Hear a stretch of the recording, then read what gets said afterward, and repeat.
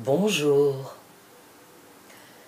Comme à mon habitude, quand j'ai développé ma réflexion pour la nouvelle lune en taureau, j'ai poussé mon raisonnement au-delà. Et j'ai réalisé que dans ma vidéo, je développais les énergies de la nouvelle lune en taureau, comment elle nous poussait à conscientiser notre rapport à nous-mêmes, puis à notre environnement, afin que nous soyons alignés sur ce que nous vivons. Mais je n'ai pas développé l'aspect pratique de tout cela.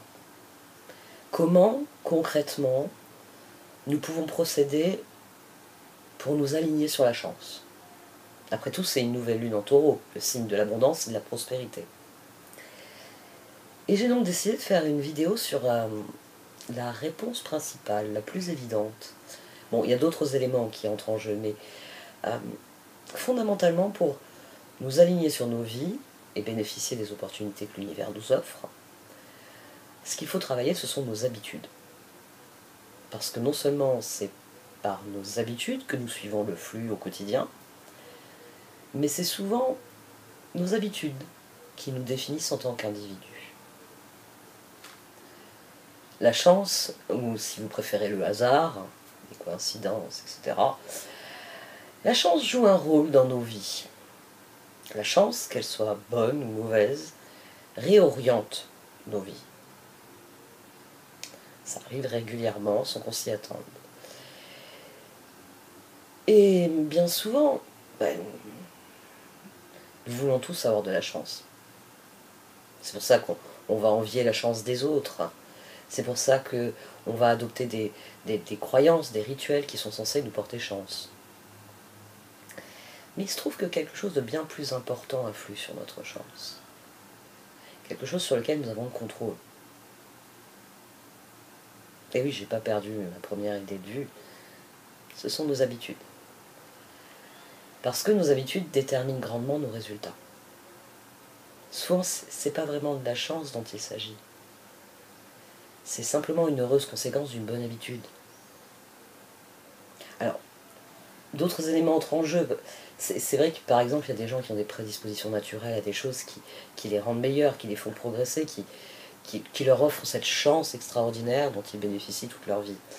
Mais bien souvent, c'est parce qu'ils ont de bonnes habitudes. C'est pour ça qu'ils arrivent à exploiter leur talent de départ. Parce que les résultats, quand on les obtient sur le long terme, alors oui, d'un œil extérieur, c'est un coup de chance, mais d'un point de vue intérieur, c'est souvent le fruit d'années d'efforts. Et ces efforts portent le nom d'habitude. Lorsque j'ai eu mes enfants, mes 3 enfants, j'ai eu beaucoup de mal à réguler mon poids, comme beaucoup de femmes. Je dis beaucoup parce que je voyais bien que certaines y arrivaient. Et je me suis alors intéressée à comment elles faisaient pour n'avoir aucun problème à réguler leur appétit, s'ajuster aux changements hormonaux, à l'allaitement, aux horaires de 3 jeunes enfants. Bref, toutes les raisons que je voyais à mon problème. Et à un moment donné, j'ai cessé de nier l'évidence. Elles avaient une hygiène de vie impeccable. Pas parfaite, mais je garde le terme impeccable. Alors, oui, c'est vrai que c'est paradoxal. En fait, même quand elles faisaient un écart sur leurs habitudes, elles revenaient à leurs habitudes les jours suivants. Et ça c'était ce qu'elles faisaient de manière constante. C'est pour ça que c'était impeccable. Parce qu'elles reprenaient leurs habitudes dès le lendemain de l'écart. Après une énorme fête d'anniversaire, à manger des bonbons et plein de gâteaux. Elles ne se tensuraient pas avec. Elles ne se privaient pas pendant toute la semaine qui suivait. Non, elles revenaient à leurs bonnes habitudes dès le lendemain. En fait, elles avaient déterminé leurs besoins et adopté une hygiène de vie qui leur permettait d'échapper à ce qui a fait la fortune des magazines féminins et le malheur de beaucoup de femmes. Les régimes. Elles avaient tout simplement de bonnes habitudes qu'elles cultivaient. Elles s'autorisaient un excès de temps en temps, mais le reste du temps, elles s'en tenaient à leurs bonnes habitudes. Et lorsqu'on se penche sur les difficultés que tout un chacun rencontre dans sa vie, on s'aperçoit que finalement, les événements qui surviennent dans nos vies ont beaucoup à voir avec nos habitudes. En y réfléchissant bien, quelle chance elle a, celle-là, c'est bien souvent la manifestation visible de ses bonnes habitudes. Elles sont qualifiées de bonnes parce qu'elles lui réussissent. C'est pas une échelle de valeur. Il y a des choses qui sont bonnes pour vous et des choses qui sont mauvaises pour vous. Et là, manifestement, elles font des choses qui sont bonnes pour elles. J'ai souvent entendu « elle doit rien manger pour être si mince ». Et j'ai vérifié que c'était faux. Moi-même, je suis une grosse mangeuse. Je sais ce que je sais ce que je vois, je sais ce que je constate. Et je constate que c'est des personnes qui mangent selon leurs besoins, qui cuisinent bien souvent tout ce qu'elles mangent, qui ont une activité physique qui correspond à leurs besoins. Je connais quelqu'un qui ne fait aucun autre sport que marcher. Même quand on se voit à la plage, elle ne nage pas. Mais alors elle fait tout à pied. C'est-à-dire qu'elle fait plusieurs kilomètres aller-retour pour aller au village voisin faire des courses ou travailler. Et le résultat de cette habitude, c'est qu'à 50 ans, elle a une taille de guêpe et une forme olympique. Il y a d'autres exemples. Le plus délicat. Votre compte bancaire est une conséquence de vos habitudes financières.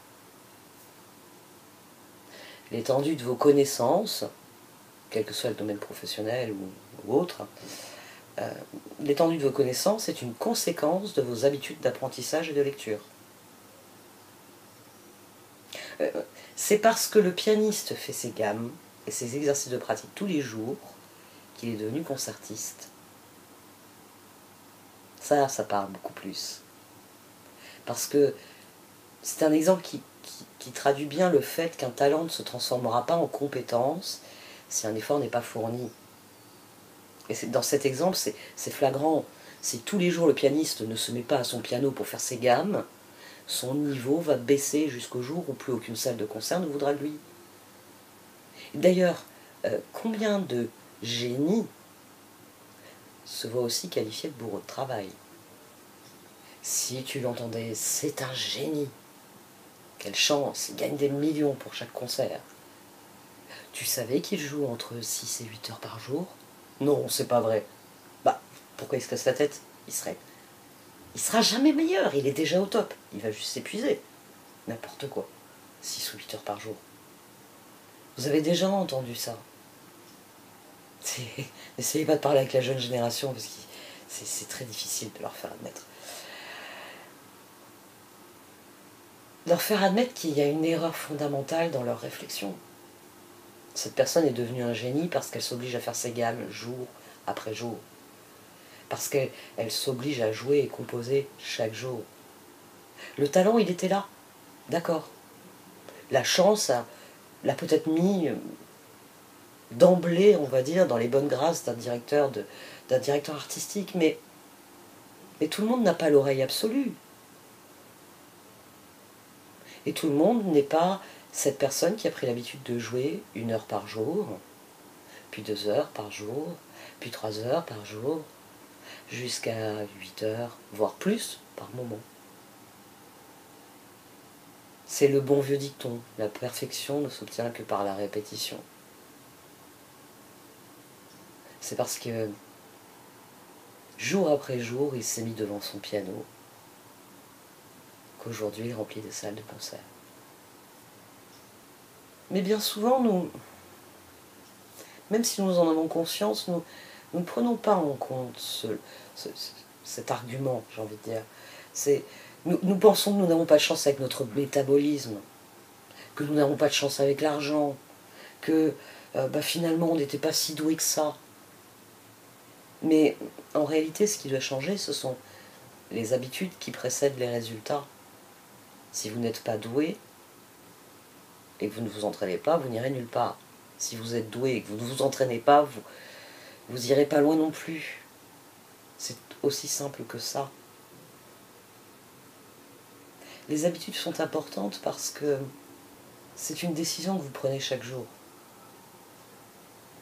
Chaque jour, vous votez pour le type de personne que vous voulez être. Donc si vous faites ce qui est nécessaire, vous devenez la personne que vous voulez être. Donc si vous avez les bonnes habitudes, celles qui sont alignées sur votre objectif, vous deviendrez la personne que vous voulez être. Je vais en revenir encore au guerrier de la lumière. Mais j'ai décidé de faire concret ce coup-ci. Donc je vais continuer à vous parler des habitudes et de leur importance. Les habitudes sont importantes, même si elles ne transforment pas notre vie du jour au lendemain. Parce que faire quelques pompes ne transformera jamais votre corps. Mais si vous faites quelques pompes chaque jour, vous deviendrez le genre de personne que vous voulez être. Un autre exemple, méditer pendant quelques minutes chaque jour, ça ne vous procurera jamais un sentiment immédiat de calme. Ça, je l'explique à chaque fois. Mais plus vous méditerez, plus vous deviendrez conscient. Et plus cette conscience grandissante se manifestera par votre attitude face à votre vie. Et dans 10 ans, vous réaliserez que vous n'êtes plus la même personne. Qu'à présent, vous méditez longuement chaque jour, comme les moines qui accomplissent une foule de tâches en ne cessant jamais de méditer. Et que votre rapport à la vie a changé. Et que d'ailleurs, vous êtes sans doute très heureux de la vie que vous avez. Toutes vos décisions sont prises en conscience. Longuement pesées. Le truc, c'est qu'il ne faut pas se tromper d'objectif les premiers temps. Le but n'est pas de méditer 2 heures dès le premier jour. Ou de sortir un album à la fin de l'année. De courir le marathon. Le but n'est pas d'emblée de courir un marathon, le but est de devenir quelqu'un qui court. Parce que d'entraînement en entraînement, jour après jour, vous approcherez du jour où vous pouvez courir le marathon. Mais le premier jour, au bout de 3 km, vous êtes mort. Et vous pouvez l'appliquer à tout. Le but n'est pas d'écrire un livre, le but est de devenir écrivain. Donc vous vous mettez à écrire chaque jour, même si vous n'avez pas d'idée, même si vous n'avez pas envie. Et vous deviendrez écrivain. Parce qu'une fois que vous aurez adopté cette habitude, jour après jour, vous agirez simplement en accord avec le type de personne que vous voyez déjà être. Jour après jour, vos habitudes façonnent votre réalité. Parce que les changements d'habitude, les nouvelles habitudes, induisent des changements de comportement. Et ce sont les changements de comportement qui changent vraiment notre identité. Parce que ça nous fait changer notre histoire interne. Ça ne devient plus un jour je ferai, c'est je suis en train de le faire. C'est plus du tout la même histoire.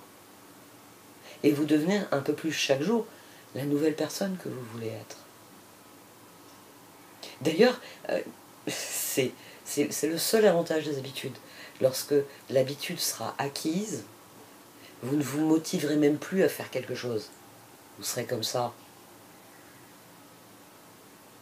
Regardez vos habitudes, vous n'y pensez même plus. Vous vous levez, paf, vous enfilez vos chaussons. On fonctionne comme ça, on fonctionne en pilote automatique sur beaucoup de choses. Et les habitudes sont le pilote automatique. Donc, vous deviendrez votre habitude.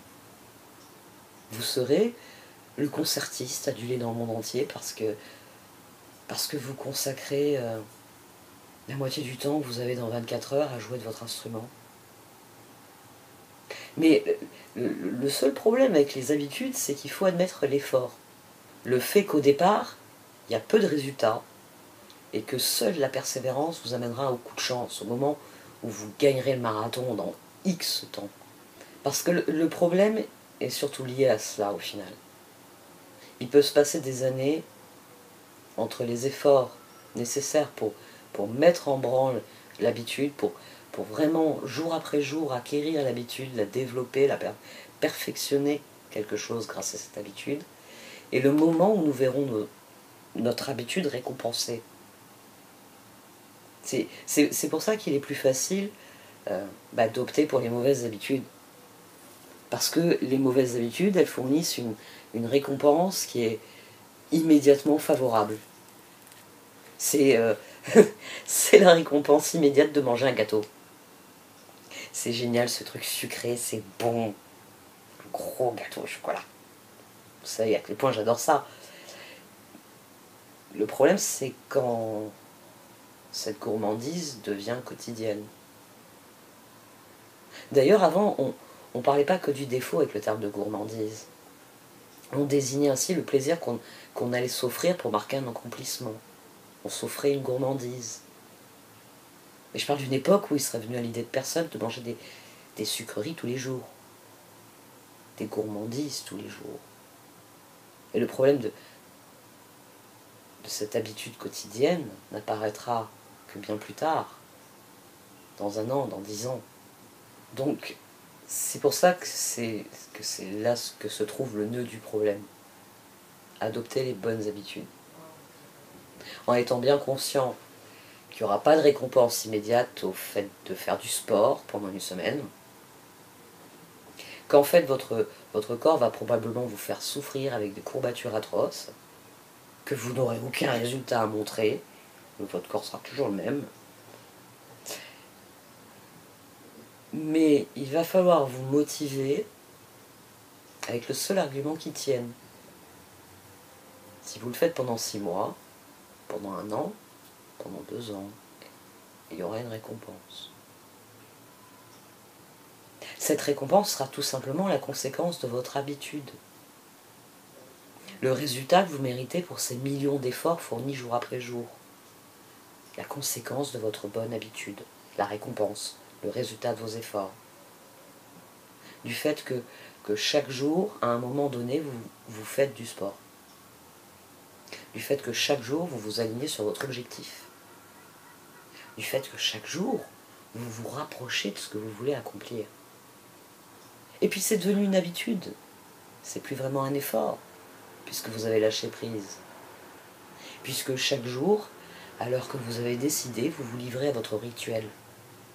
Vous faites quelque chose de précis aligné sur votre objectif. Vous agissez ainsi par habitude. Et les jours où c'est pas possible, ça vous manque. Oui, ça vous manque. Parce que c'est, j'ai envie de dire, le petit cadeau que nous font les habitudes. Elles sont d'une telle évidence, elles s'inscrivent si bien en nous et dans nos vies, que vous souffrez de ne pas pouvoir faire comme d'habitude, tout simplement. Donc c'est vraiment le point le plus difficile de cette question d'habitude. Comment créer de bonnes habitudes et surtout briser les mauvaises. Il n'y a pas de secret. Il y en a rarement des secrets finalement. Il n'y a pas de secret, il faut remettre en perspective, comme je viens de le faire, les coûts à long terme de nos mauvaises habitudes par rapport aux récompenses à long terme que nous procureraient des bonnes habitudes. Autrement dit, il faut résoudre le biais cognitif qui nous empêche de prendre conscience que les bonnes habitudes, même si elles exigent de la rigueur et des efforts, eh bien ces bonnes habitudes sont en définitive les plus profitables puisque nous serons récompensés sur la durée. Le résultat sera long à venir, mais il sera réel et durable. Et c'est un biais cognitif. Notre cerveau veut donner la priorité au plaisir du présent par rapport au futur qui n'existe pas, qui est là-bas quelque part, et il s'en fout, il est au présent, notre cerveau. Et donc il adopte immédiatement les mauvaises habitudes qui lui permettent de recevoir la gratification immédiate qu'il désire. Notre cerveau adore quand nous mangeons sucré. C'est pour ça que le sucre a envahi nos vies. Donc, il faut admettre, une bonne fois pour toutes, afin d'y puiser motivation, détermination, il faut admettre que les mauvaises habitudes apportent une gratification immédiate, mais auront un coût dans l'avenir. Les bonnes habitudes, elles, exigent un effort quotidien qui sera grandement récompensé dans l'avenir. On peut aussi le formuler ainsi. Le coût de vos bonnes habitudes, il est dans le présent. Le coût de vos mauvaises habitudes, il est dans le futur. La récompense de vos bonnes habitudes est dans le futur. La récompense de vos mauvaises habitudes, il est dans le présent. Maintenant, il faut réfléchir à ce que vous voulez, aux chances que vous voulez avoir. Si vous voulez adopter durablement une nouvelle habitude, réfléchissez à ce qui vous motive, à la raison pour laquelle ce sera profitable sur le long terme. Puis évaluez l'effort à fournir et n'en faites pas trop au départ. J'en reviens à mon exemple d'un peu plus tôt. La personne que je connais, qui ne fait que de la marche comme activité sportive, elle marche chaque jour une quinzaine de kilomètres. Et certains jours, elle double quasiment ce chiffre. Parce qu'elle ne prend pas la voiture, même pas le bus. Moi, je prends le bus, mais elle non. Non, elle fait l'aller-retour entre la commune où elle vit et celle où elle travaille à pied.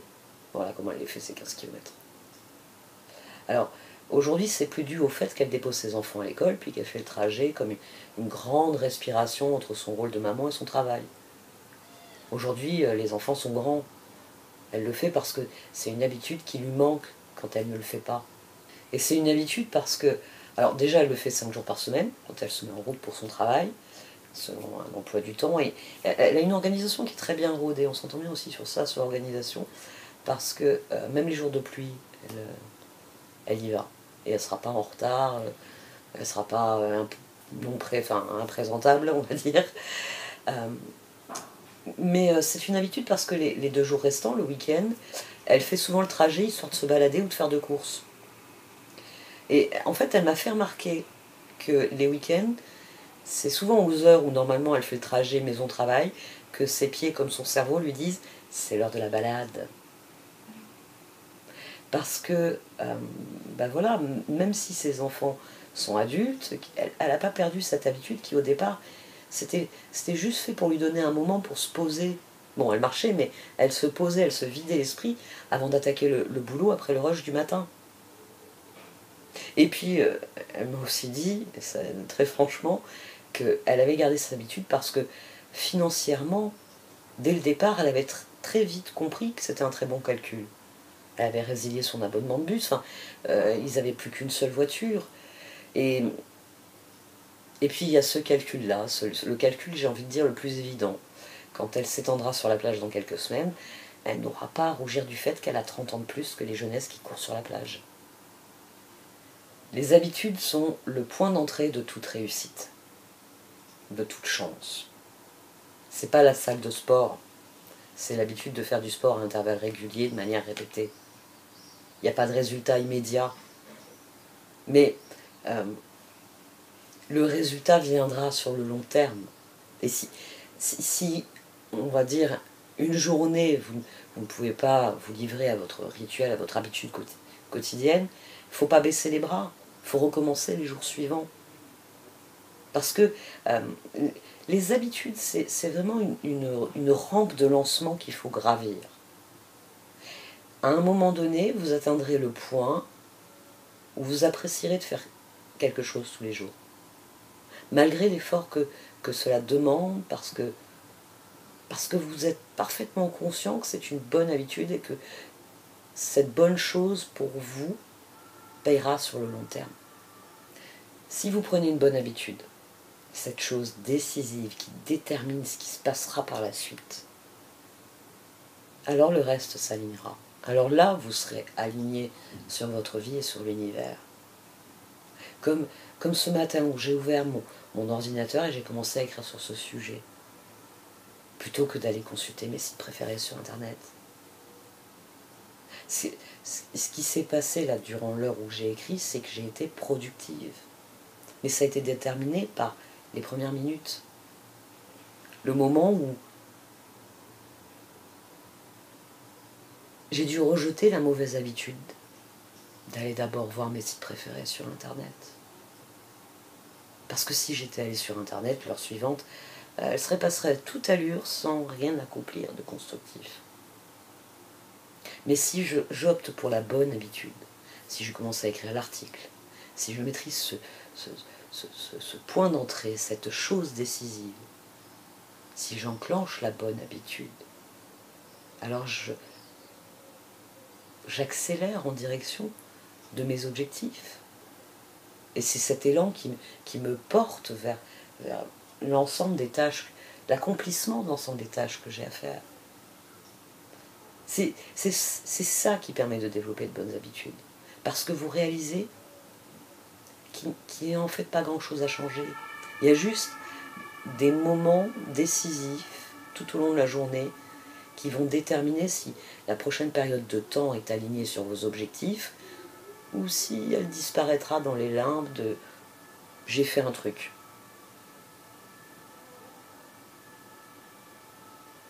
Et finalement, c'est vraiment ce moment-là qui représente une difficulté pour acquérir une bonne habitude. Il faut restructurer nos habitudes pour que ces moments soient maîtrisés, ces moments décisifs qui nous alignent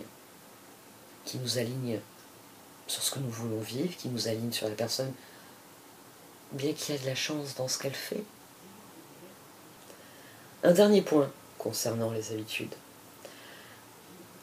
À la fin de la vidéo concernant la nouvelle lune en Taureau, je rappelais que ce qui distingue un individu sont les compétences et les expériences, toutes les qualités uniques qui lui sont propres.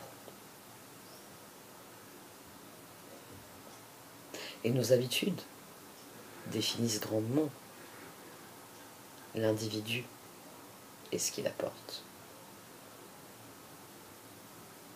Le Taureau est venu, avec Vénus, nous rappeler que l'univers est fait d'abondance, qu'il nous appartient de nous aligner avec cette abondance en adoptant le bon état d'esprit.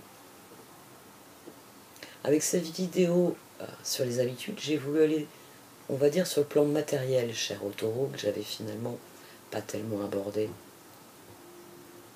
C'est non seulement s'avancer dans la vie avec gratitude, mais aussi choisir consciemment d'adopter les bons gestes, les bonnes habitudes qui vous permettent de cultiver ce sentiment d'abondance, de gratitude, ce sentiment que tout est bien et que s'il y a des choses qui sont moins bien, vous vous en occuperez le moment venu. Le lâcher prise aussi. J'ai prononcé plusieurs fois le mot, mais il y a réellement un mouvement de lâcher prise à avoir. Une fois la décision prise, vous lâchez prise. Et c'est ainsi. Vous êtes la personne qui, tous les jours, se livre à telle ou telle activité. Vous êtes une nouvelle personne. Parce que vous avez une nouvelle habitude. Et donc vous vous inscrivez dans le monde différemment, avec une nouvelle compétence que vous avez développée grâce à votre habitude. Bon, j'arrête là pour cette vidéo. Elle est déjà un peu longue. Merci beaucoup de l'avoir regardée. N'hésitez pas à la liker, la partager, la commenter. Et étudiez vos habitudes. Et faites les ajustements nécessaires. Merci beaucoup de m'avoir écouté. Au revoir.